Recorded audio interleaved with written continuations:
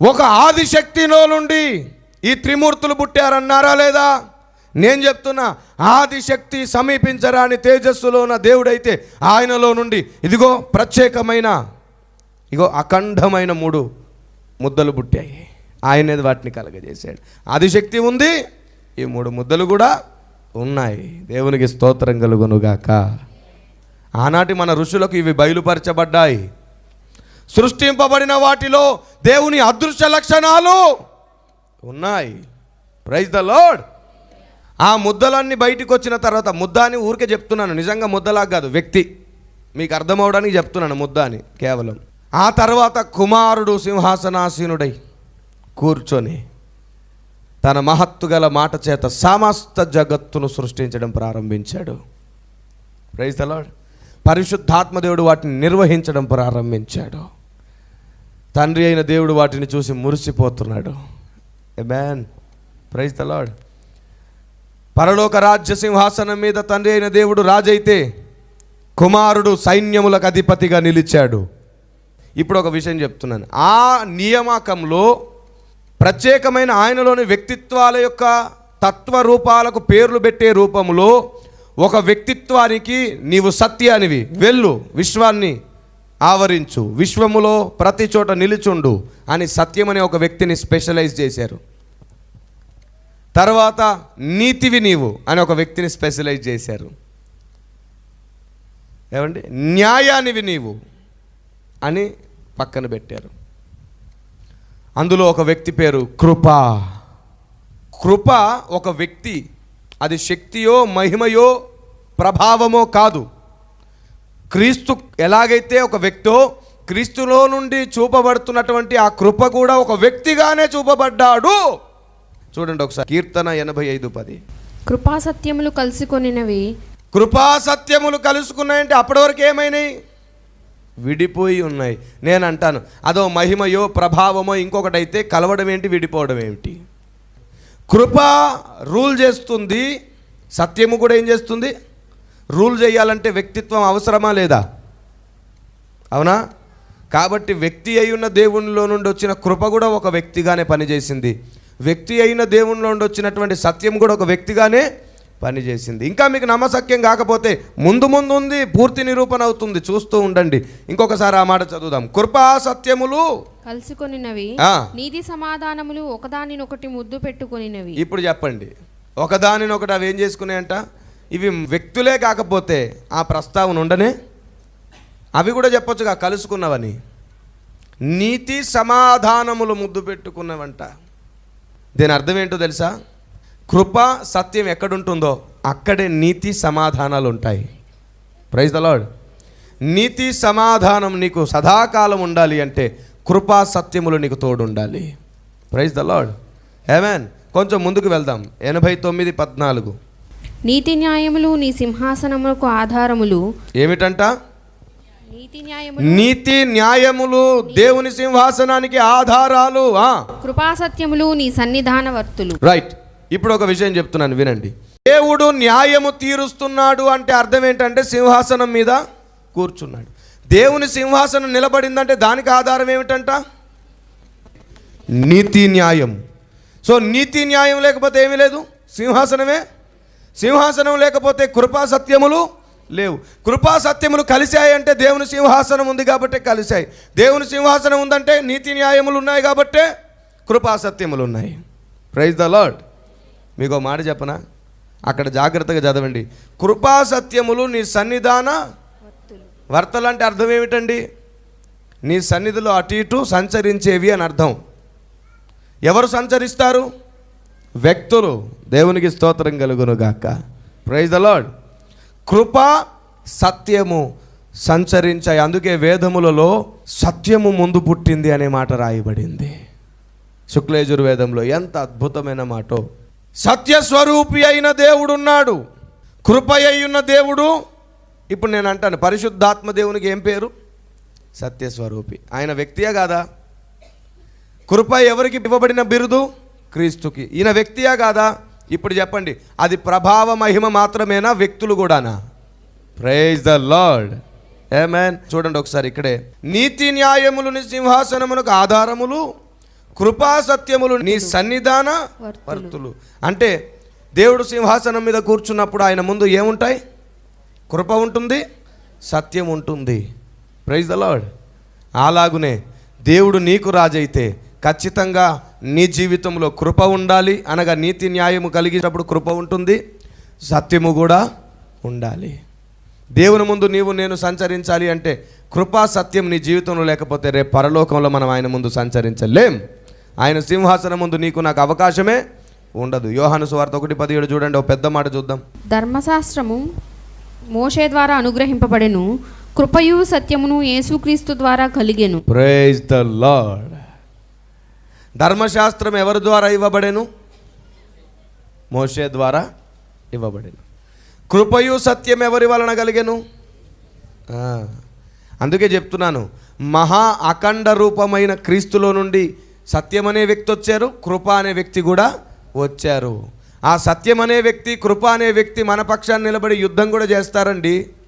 నిజం అది. చూడండి, ఇంకొంచెం ముందుకు వెళ్దాం. తీతు 2:11.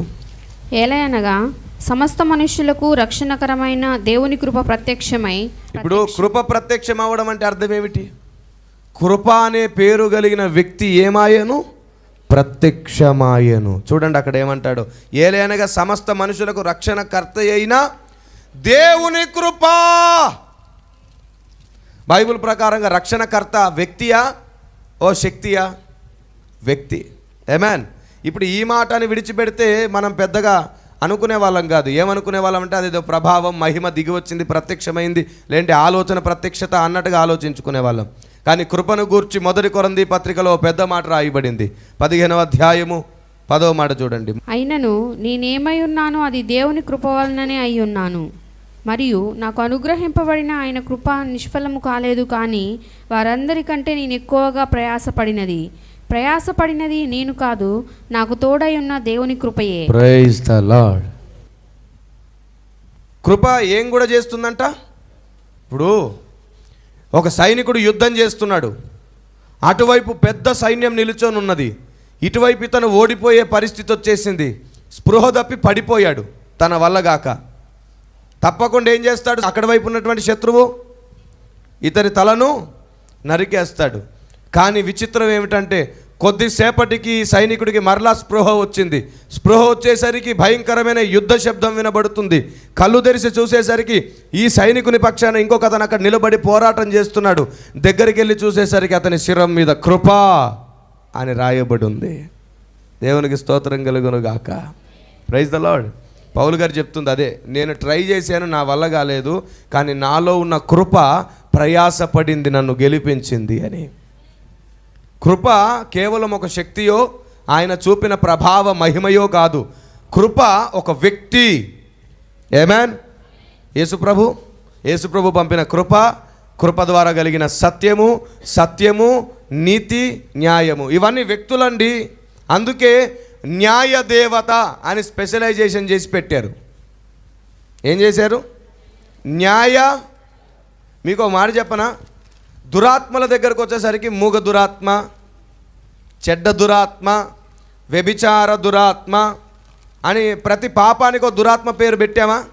అదే నిజమైతే దేవుని మహోన్నతమైన కార్యములు కూడా ఒక వ్యక్తులుగానే పరిగణించబడుతున్నారు. ఆత్మ.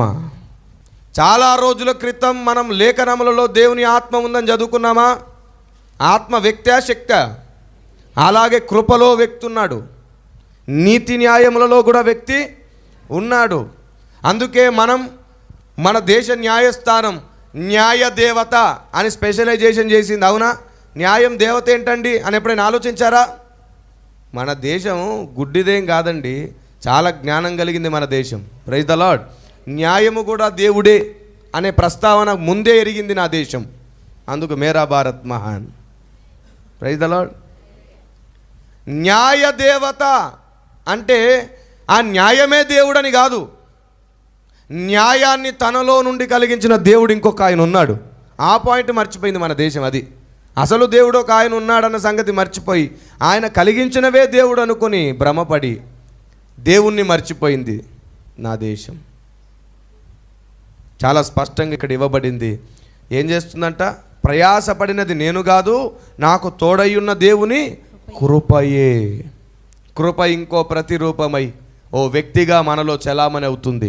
మీకు ఒక మాట చెప్తాను. ప్రకటన గ్రంథంలో కరువుని, మరణాన్ని ఒక వ్యక్తిగా పోల్చడం జరిగిందా లేదా? మొదటి ముద్ర విప్పబడెను, ఇదిగో తెల్లని గుర్రం మీద ఒకడు. ఆ మోసం చేయడాన్ని కూడా ఒక వ్యక్తిగా పెట్టారు, అవునా?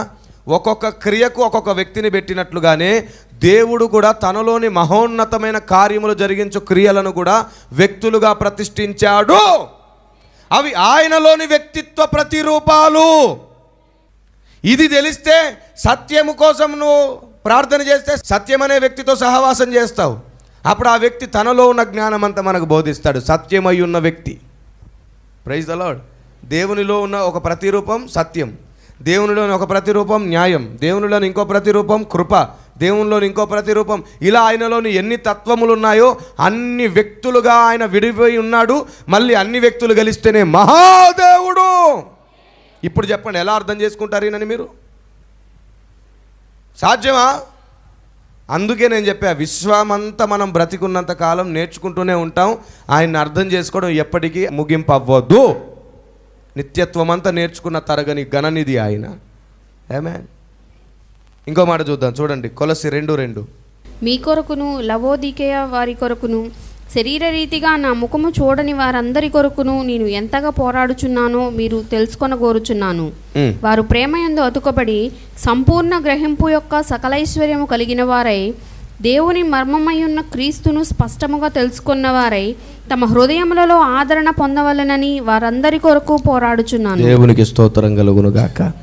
ఏమయ్యున్న క్రీస్తు అంట? మర్మమయ్యున్న. ఆ మర్మంలో ఈరోజు నేను చెప్పింది ఒక భాగం. ఆయనలోని ఎన్నో వ్యక్తిత్వాల పేర్లు ప్రకటించాను. కృప ఒక వ్యక్తి, సత్యం ఒక వ్యక్తి, న్యాయం ఒక వ్యక్తి. Praise the lord. ఇంకా చూద్దాం, ఎఫెసీ 1:7 నుంచి చూడండి. దేవుని కృపా మహదైశ్వర్యమును బట్టి ఆ ప్రియునియందు ఆయన రక్తము వలన మనకు విమోచనము అనగా మన అపరాధములకు క్షమాపణ మనకు కలిగి ఉన్నది. కాలము సంపూర్ణమైనప్పుడు జరగవలసిన ఏర్పాటును బట్టి ఆయన తన దయా సంకల్పము చొప్పున తన చిత్తమును గూర్చిన మర్మమును మనకు తెలియచేసి మనకు సంపూర్ణమైన జ్ఞాన వివేచన కలుగుటకు. ఏం కలుగుటకు? సంపూర్ణమైన. ఎవరిని గూర్చిన సంపూర్ణమైన జ్ఞాన వివేచన? తన చిత్తము. మర్మమయ్యున్న క్రీస్తును గూర్చిన ఆయన చిత్తానుసారమైన సంపూర్ణమైన జ్ఞానము మనకు తెలియచేసి మనకు సంపూర్ణమైన జ్ఞాన వివేచన కలుగుటకు ఆ కృపను మన ఎడల విస్తరింపచేసాను. ఏ కృపను? ఈ మర్మమయ్యున్న జ్ఞానాన్ని మనకు బోధించగలిగిన కృప అనే ఒక వ్యక్తిని మనకేం చేశానంట? విస్తరింపజేశాను. ఈరోజు ఒక మాట చెప్పనా? మర్మములు తెలియజేసే కృప వ్యక్తి భూమి మీదికి దిగి వచ్చాడు. దేవునికి స్తోత్రం కలుగును గాక. ఆమేన్. పరిశుద్ధాత్ముడు మనల్ని ఎక్కడికి నడుపును? సర్వసత్యములోనికి నడుపును. ఒక వ్యక్తి భూమి మీదకి వచ్చాడు సర్వసత్యములోనికి నడపడానికి. ఒక వ్యక్తి సత్యములోనికి నడపడానికి వచ్చినట్లుగానే ఇంకో వ్యక్తి మర్మములు మనకు బయలుపరచడానికి వచ్చిన కృప. ఈరోజు భూమి మీద సత్యమైన ఆత్మ ఉంటే కృపయ్యున్న ఆత్మ కూడా ఉంది. మనల్ని ప్రత్యక్షతలోనికి నడుపుతుంది. కృపయ్యున్న ఆత్మ మన ఎడల విస్తరింపజేయబడింది. ఎంత విస్తరింపజేయబడిందంటే, సమయోచితమైన కృప ఎంత విస్తరించబడుతుందంటే మనము ఆయనలోని సర్వ సంపూర్ణత తెలుసుకునే వరకు విడిచిపెట్టదంట మనల్ని. ఆమేన్. చూడండి ఒకసారి ఇంకొంచెం ముందుకు అదే అధ్యాయములో ఎఫెసీ 1:3 నుంచి చూద్దాం. మన ప్రభువైన యేసుక్రీస్తు యొక్క తండ్రియగు దేవుడు స్తుతింపబడును గాక. ఆయన క్రీస్తునందు పరలోక విషయములలో ఆత్మ సంబంధమైన ప్రతి ఆశీర్వాదమును మనకు అనుగ్రహించాడు. ఇప్పుడు చెప్పండి, ఏం రాయబడింది అక్కడ?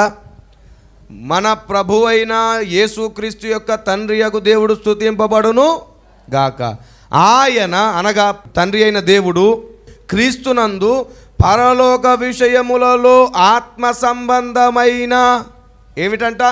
పరలోక విషయములలో ఆత్మ సంబంధమైన ప్రతి ఆశీర్వాదమును మనకు అనుగ్రహించను. ప్రతి ఆశీర్వాదము ఎవరి యందు?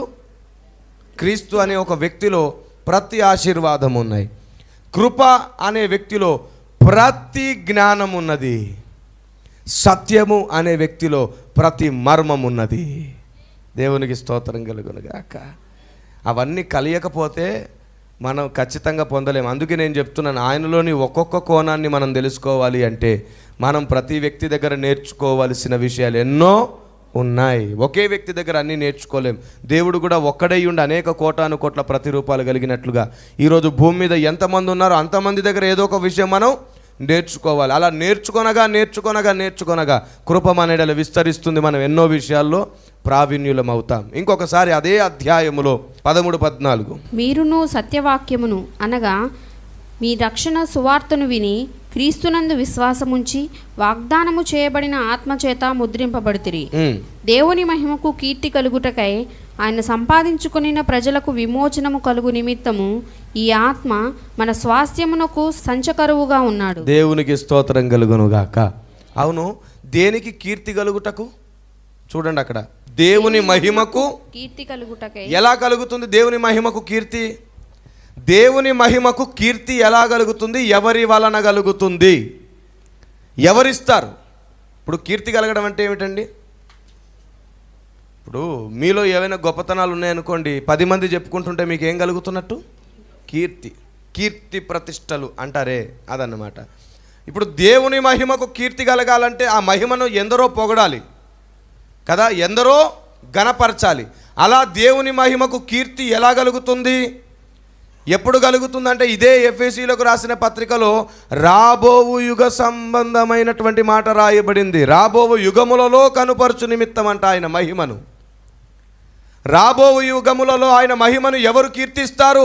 కోటాను కోట్ల దేవదూతల ప్రపంచాల సమూహాలన్నీ కలిసి దేవుణ్ణి ఇంకా కీర్తించి కొనియాడతాయి. ఎవరి వలన తెలుసా? ఆ మహిమకు కీర్తి తెచ్చే మన వలన. దేవునికి స్తోత్రం. మనలను చూసి దేవుని కీర్తిస్తారంట. ఆహా, ఎంత గొప్ప దేవుడవయ్యా నీవు. ఓ మట్టి ముద్దను తీసుకొని దాన్ని మహిమ ముద్దగా మార్చావా? మహిమ ముద్దగా మార్చడమే కాకుండా నీలోని సకల విద్యలు సకల ప్రావీణ్యతలు తనలో కూడా పెట్టావా? తనలో పెట్టడమే కాకుండా మా మీద కూడా నిలవబెట్టావా? మా మీద నిలవబెట్టడమే కాకుండా మాతోనే ఒప్పింపజేసావా? నీలోని సద్గుణములు వారిలో కనబడుతుంటే వారిని కూడా మేము పొగడకుండా ఎలా ఉండగలం? ఇంతటి అద్భుత రూపాన్ని చేసిన నీవు ఎంత గనుడవని మనలను బట్టి కొత్త పాటలు పాడతారు వారు. ఓ మర్మం చెప్తున్నా, మన వలన దేవునికి కీర్తి కలిగినప్పుడు ఏం జరుగుతుందంటే కొత్త పాటలు రాయబడతాయి పరలోకంలో. ఎవరు రచిస్తారు, ఎవరు పాడతారు తెలుసా? దేవదూతలు కొత్త పాటలు అల్లుతారు, కొత్త గీతాలు రచిస్తారు. ఈ భూమి మీద ఒక మానవుడు దేవుని గురించి పాడిన మాట నిజమే అయితే లేఖనముల వలన దైవములుగా మారిన మనల్ని చూసి ఆనాటి మానవుల స్థాయి దేవదూతలు పాడతారు కొత్త పాటలు. అలా పాడినప్పుడు పుట్టినవే దేవీ గీతాలు. ఈనాడు ఇంకా భూమి మీద దేవీ గీతాల ప్రస్తావన ఉంది. స్త్రీ దేవత ఆరాధన, స్త్రీ దేవత పొగడత, స్త్రీ దేవత జ్ఞాన గీతాలు ఇవన్నీ ఉన్నాయి చూసారండి. అవన్నీ రాబోయే కాలములో కలగబోయే అలంకరణ. అవి ఆల్రెడీ ముందే మన దేశంలో ఉన్నాయంటే మన దేశం ఎంత అడ్వాన్స్డ్గా దేవుని జ్ఞానాన్ని కలిగి ఉంది. దేవుణ్ణి విడిచిపెట్టి దేవుని జ్ఞానాన్ని పట్టుకొని ఉంది. అందుకే దేవుడు దొరకలేదు. ఆ దేవుణ్ణి పరిచయం చేయడానికి పుట్టాం క్రైస్తవులం మనం. దేవునికి స్తోత్రం కలుగును గాక. ఆమేన్. ఎత్తబడిన దేవుని భార్య విశ్వానికి తల్లి అవుతుంది. జగన్మాత అనే బిరుదు పొందుతుంది. ఆయన జగత్తుకు తండ్రి అయితే ఆయన భార్య ఏమవుతుంది? జగత్తుకు. అప్పుడు ఆ తల్లిని చూసి ఎన్నో అద్భుతమైన గీతాలు రచిస్తారు. మనలో ఉన్న దేవుని మహిమను చూసి దేవుని నామాన్ని పాడుకుంటుంటారు. దేవదూతలు దేవుని అలా స్తుతిస్తూ ఎన్ని కోటాను కోట్ల పాటలు పుడతాయో అవే దేవీ కీర్తనలు, దేవీ గీతాలు, దేవి స్తోత్ర ఆరాధనలు. ప్రస్తుతం మన దేశంలో క్రీస్తుని ఎరగని వారు చేస్తున్నారు. చాలా తొందరలో సంఘం ఎత్తబడినాక విశ్వం చేయబోతుంది. ఆమేన్. కాబట్టి మన దేశానికి మనం అందించవలసిన సువార్త మర్మము ఇది సువార్త మర్మం. విశాల హృదయం తెచ్చుకోండి. మన దేశంలో ఎంతో అడ్వాన్స్డ్గా ఉన్నటువంటి జ్ఞానం ఉంది. పరలోక సంబంధమైన జ్ఞానం కొంత మన దేశంలో ఉంది. మీకు తెలుసా, రాబో యుగ సంబంధమైన శక్తిని అనుభవించిన వారు భూమి మీద ఉన్నారని చెప్పాను, గుర్తుందా? అందులో కొందరు ఋషులు కూడా. కనుక ఆయన మహిమకు కీర్తి కలుగునట్లు ఎవరి వలన? నీ వలన, నా వలన, మన వలన. ఆ కీర్తి కలిగినప్పుడు ఏం కలుగుతుంది? ఆయనకు మహిమ ఆయన మహిమకు కీర్తి కలుగుతుంది. కృపకో మహిమ ఉంది, సత్యానికి ఇంకో మహిమ ఉంది, న్యాయానికి ఇంకో మహిమ. ఇవన్నీ ఉన్నాయండి. వీటిని గూర్చిన అవగాహన లేకుండా పాడిన పాటలో జీవము లేదు. వీటిని గూర్చి అవగాహన లేకుండా చేసిన ప్రసంగాలలో జీవం లేదు. వీటిని గూర్చి అవగాహన లేకుండా మాట్లాడిన మాటల్లో జీవము లేదు. హృదయములో ఉద్దేశం లేనప్పుడు మాటల్లో బలము లేదు. Praise the lord. కాబట్టి దేవుని పిల్లలారా, కృపను గూర్చి, కృపలోని కాఠిన్య కర్తవ్యం గురించి ఈరోజు మీరు నేర్చుకున్నారు. కృప ఏం చేస్తుంది? మనల్ని తప్పక శిక్షిస్తుంది, కానీ ఆ శిక్ష తన మీద వేసుకుంటుంది. న్యాయము జరుగుతుంది, కృప చూపడం. ఓ మాట చెప్పనా, న్యాయము శిక్ష లేకపోతే కృపకు విలువే లేదు. న్యాయము శిక్ష అనేది ఉంది కాబట్టే అమ్మమ్మో ఇంత భయంకరమైన దాని నుంచి మమ్మల్ని విడిపించావు, నువ్వెంత గొప్పదానివి అని కృపకు విలువ పెరుగుతుంది. Praise the lord. కాబట్టి దేవుడు న్యాయం కలిగిన వాడు. ఎవరిని శిక్షించిన న్యాయమే, ఎవరిని కనికరించిన న్యాయమే. అందుకే ఆయన ఎవరిని కనికరించిన వారు కనికరించబడదురు, అంతే. ఆమేన్. చివరి దినాల్లో ఉన్నాం. ఆయన కనికరం పొందండి, ఆయన కృప మనకు నిరంతరం తోడయ్యుండును గాక. ప్రార్థన చేసుకుందాం. ప్రభువా నీకు మహిమ కలుగును గాక. హల్లెలూయా, హల్లెలూయా, హల్లెలూయా. కృపను గూర్చి భక్తుడు పాడుతానంటే ఏమో అనుకున్నాం ప్రభువా, ఇన్ని సంగతులు ఉన్నాయి. కృప ఒక శక్తి, ఒక మహిమ, ఒక ప్రభావం కాదు. కృప ఒక వ్యక్తి అని మాకు అర్థమైంది. సత్యము కూడా ఒక వ్యక్తి. అలా దేవుడు ఎన్నో వ్యక్తులుగా విడిపోయి, ఎన్నో ప్రతిరూపాలుగా ఉండి ఈ మానవ జాతిని ఆయనలో ఏకం చేయడానికి దిగి వచ్చిన అనేక కోటాను కోట్ల ప్రతిరూప శక్తి అని ఈరోజు నేర్చుకున్నాం. అందుకు దేవునికి స్తోత్రం చెప్తాం. ఎంత గొప్ప దేవుడవు నాయన, ఎంత గనుడవయ్యా నీవు. నాకు నువ్వు కావాలయ్యా, నాపై దయ చూపించు నాయన. కృప వలన మాత్రమే నాకు అర్థమవుతున్నావు. కృప నాలో ఉండి నాకు అర్థమయ్యేటట్లు చేస్తున్నాడు. సత్యము నాలో ఉండి నన్ను ప్రతిష్ఠించుకొని నన్ను సత్యమందు నిలవబెడుతున్నాడు. నీతి న్యాయం అనే వ్యక్తి నాలో ఉండి నన్ను నడిపిస్తున్నాడు, రూల్ చేస్తున్నాడు. నేను నీతిమంతుడను కాదు, నాలో ఉన్న నీతి. ప్రభువా నేను కృప పొందాను నిజమే, అది నాలో ఉన్న కృప. నేను సమస్తము చేసి తినన్న మాట నిజమే, కానీ నాలో ఉన్న కృపే ప్రయాసపడ్డాడయ్యా. అందుకే నా ఈ సమస్త ఘనతకు నీవే కారకుడవు గనుక నీవే కీర్తికి మహిమకు అర్హుడవు. నీకే యుగ యుగములకు మహిమ కలుగుగాక. దేవా ఈ ప్రార్థన అంగీకరించు, మమ్మల్ని అంగీకరించు. యేసునామములో ప్రార్థన చేస్తున్నాము తండ్రి, ఆమేన్. ఇప్పుడు ఎప్పుడు ఎల్లప్పుడు సత్యమే గెలుస్తుంది. సత్యమందు నిలుచుండండి. నీతి న్యాయములు లేకపోతే సత్యం ఉండదు. నీతి న్యాయములు కలిగి ఉండే ప్రయత్నం చేయండి. ఆ నీతి న్యాయములు స్థాపించడానికి BPDF అనే ఇంకో మా సంస్థ ఉద్భవించింది. ఇప్పుడు ఎప్పుడు ఎల్లప్పుడు సత్యమే గెలవాలి. సర్వ సత్యమేవ జయతే. ఆమేన్. ఆమేన్. అందరికీ వందనాలు.